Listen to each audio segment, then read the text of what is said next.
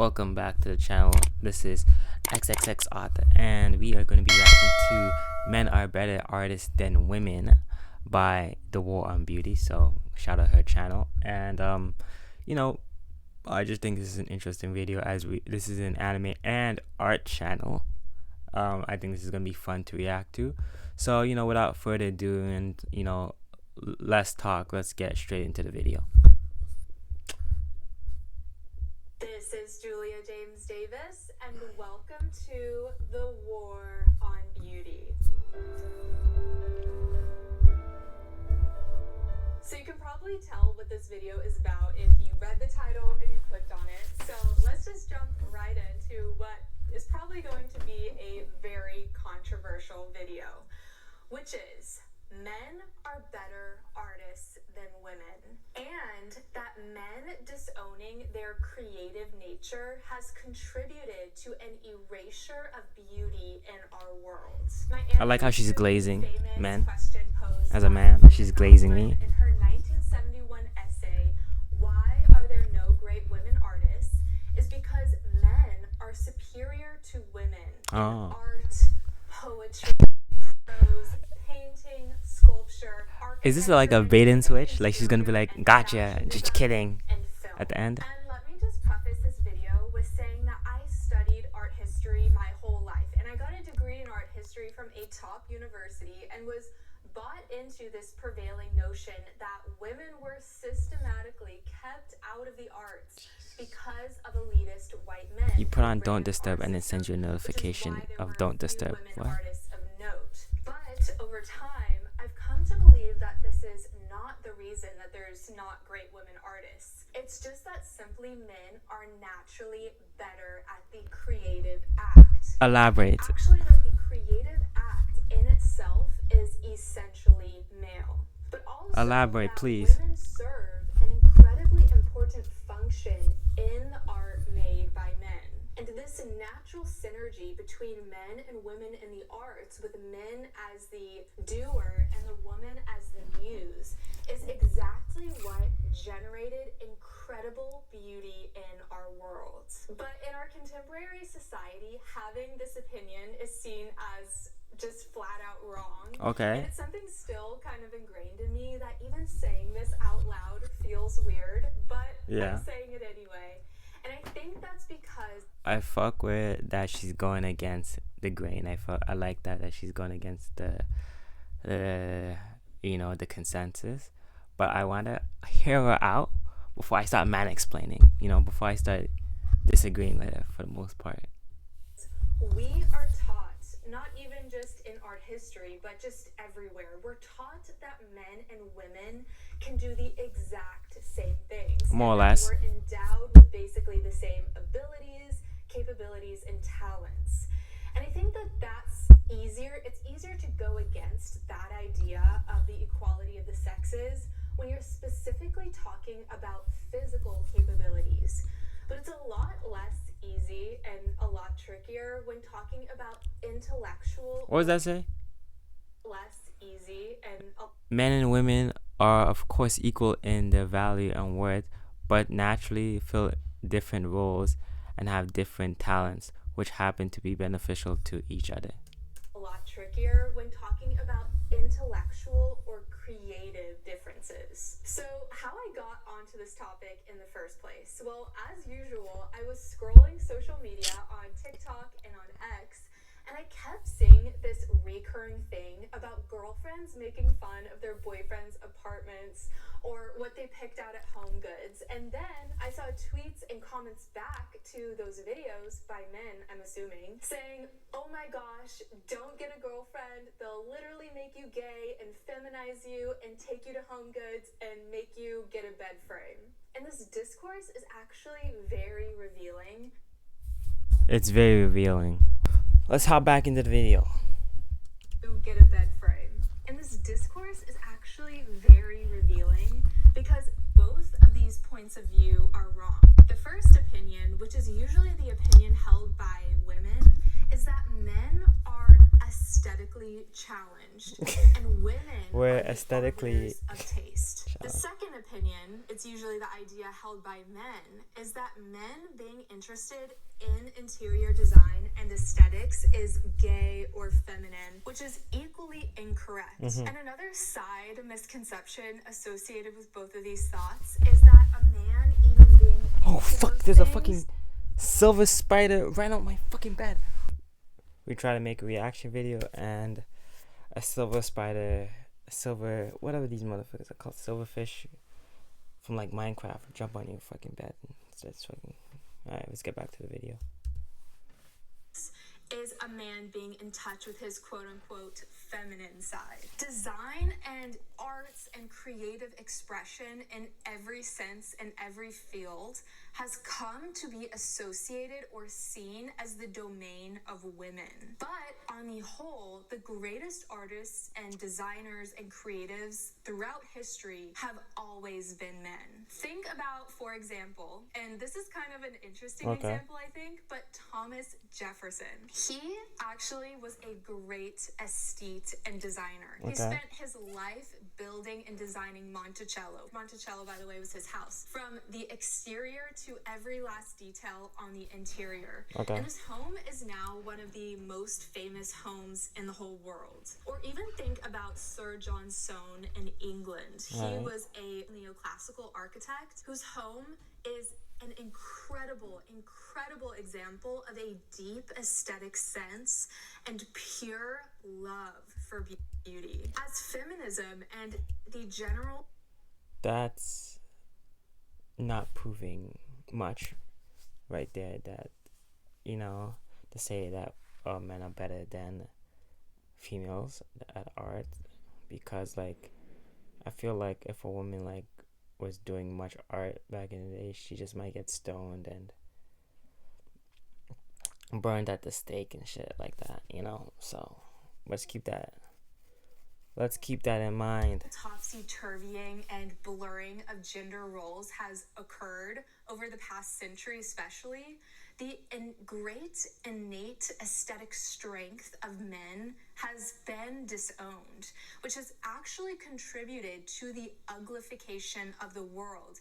And as I said, broken that great symbiosis of beauty that existed between men and women in the past, back when the genders embodied their natural roles in the creative act. So that's a lot of exposition to kind of get to me actually making my case for let's hear a case. I would say that the first strongest point in support of the fact that men are better artists than women is that men are historically so good at art. Shakespeare, Da Vinci, Michelangelo, Dante, Bernini, Vermeer, Caravaggio, Mozart, Bach, Tolstoy, and even contemporary examples like... Once again, for a lot of this time, women, like, if they did most of the shit like they were doing, like a man would do, I feel like they would either get just dismissed or like, oh, it's not even that good, or like just get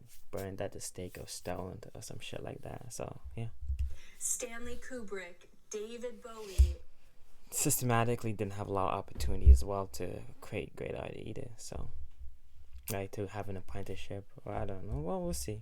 Bob Dylan, and I could really go on and on forever just listing the great male artists. But now try to name a great woman artist, and you really have to cherry pick over a large course of history to find those names, and the names are a lot less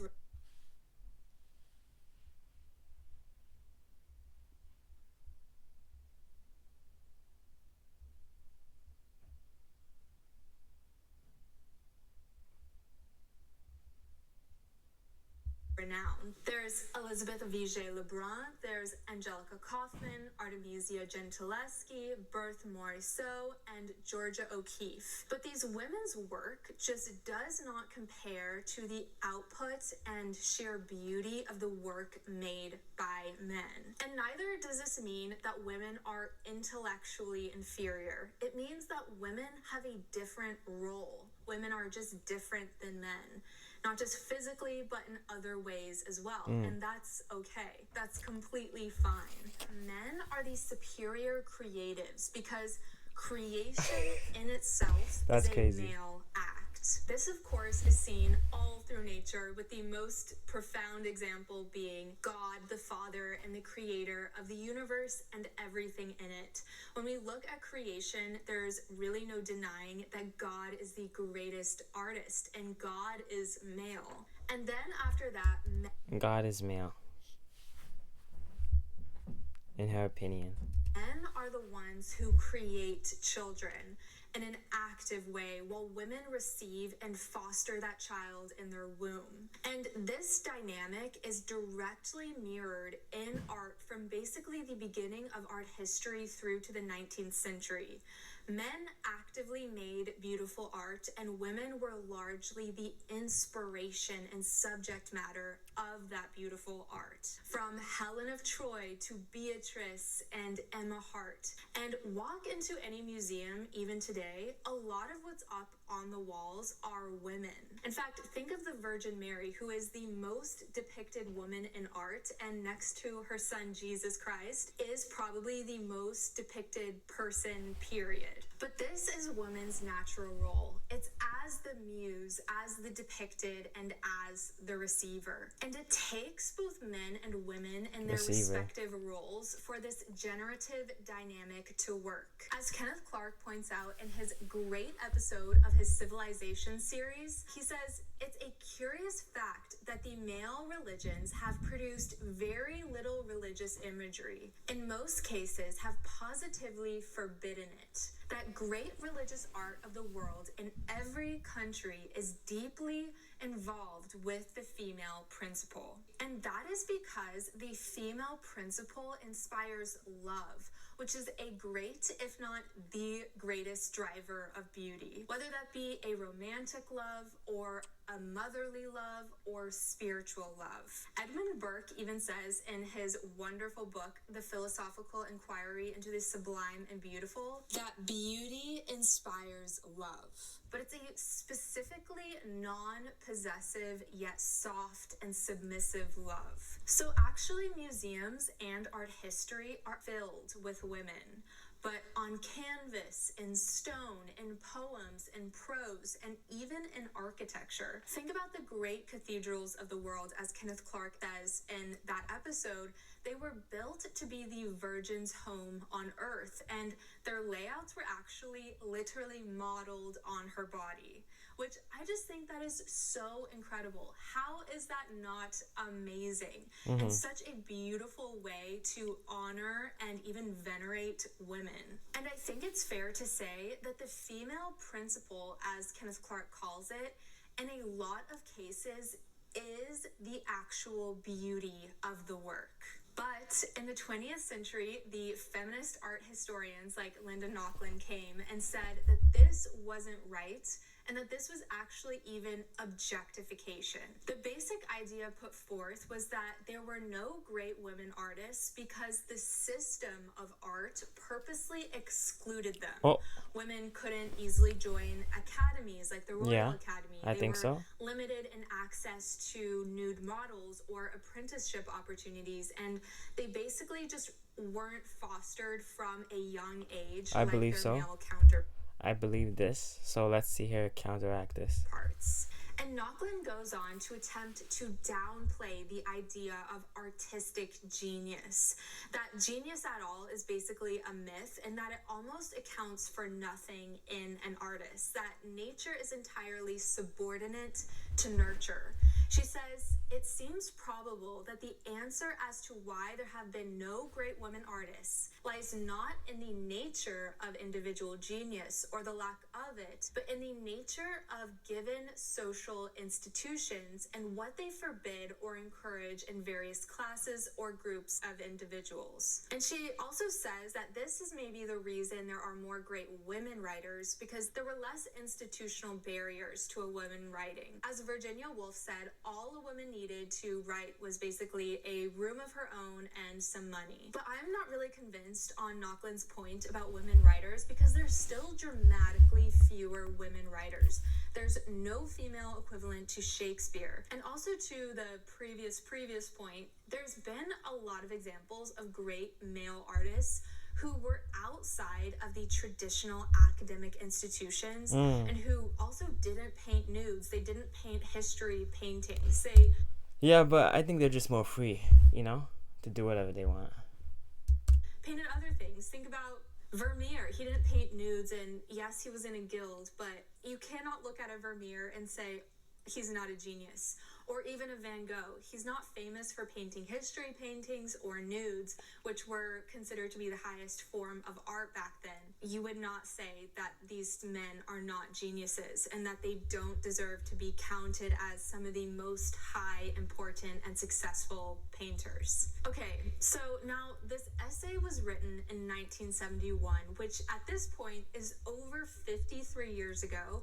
And since then, society has undergone a profound shift in almost every way. Women are no longer shackled, as the feminists might say, to marriage or children. They can do what they want. Yeah. And many women have taken up this new so-called liberation.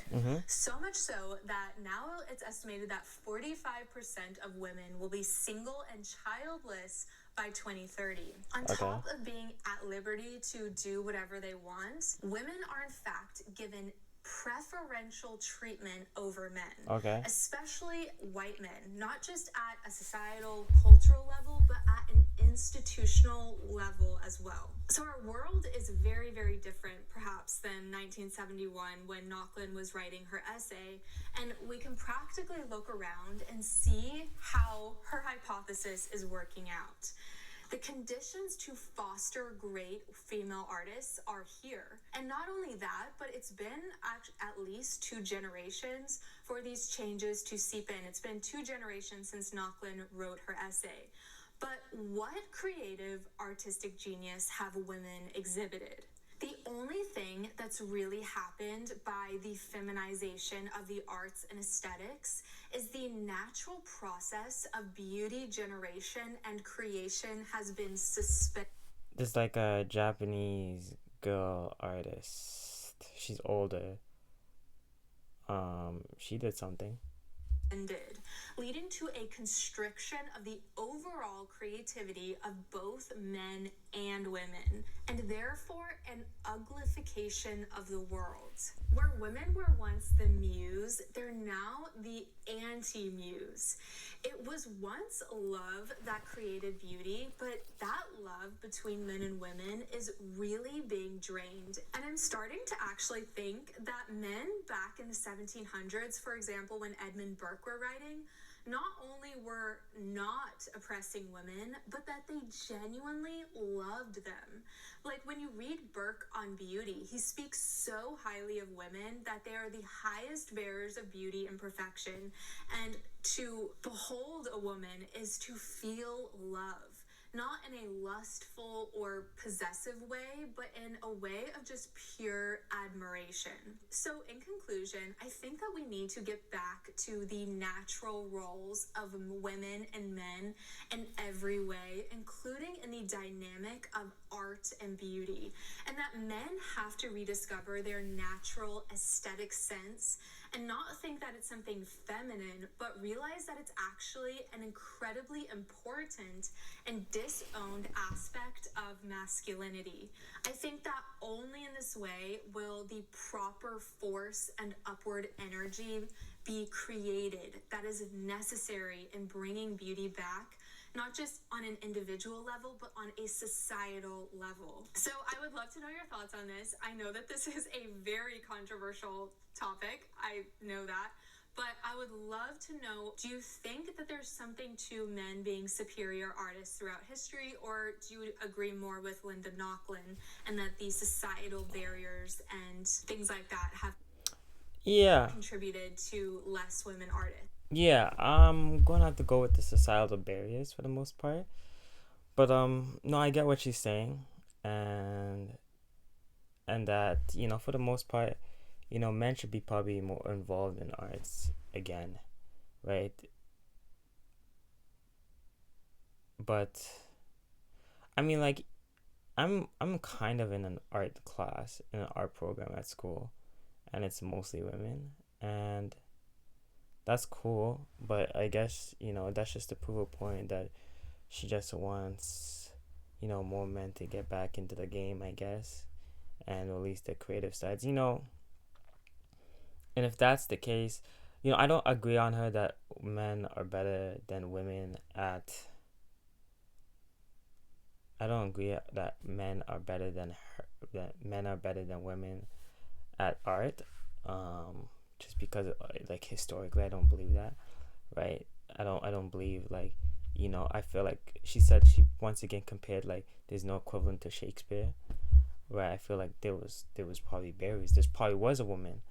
I think I think there probably was a woman, you know, as good as Shakespeare writing. I might have heard something that Shakespeare took inspiration from a woman. I might have heard that from somewhere. I'm not completely 100% sure that's true. But yeah, um right, so I don't agree with that the historical standpoint, but I do agree that men should get back into art, and it'd be better for the art world, like holistically, just if men got back into the game more. And yeah. So thank you so much for watching. I hope that you will please subscribe so that you don't miss out on any further videos from the war. What happened, what changed in our society. So if you're interested in that topic, So yeah, guys.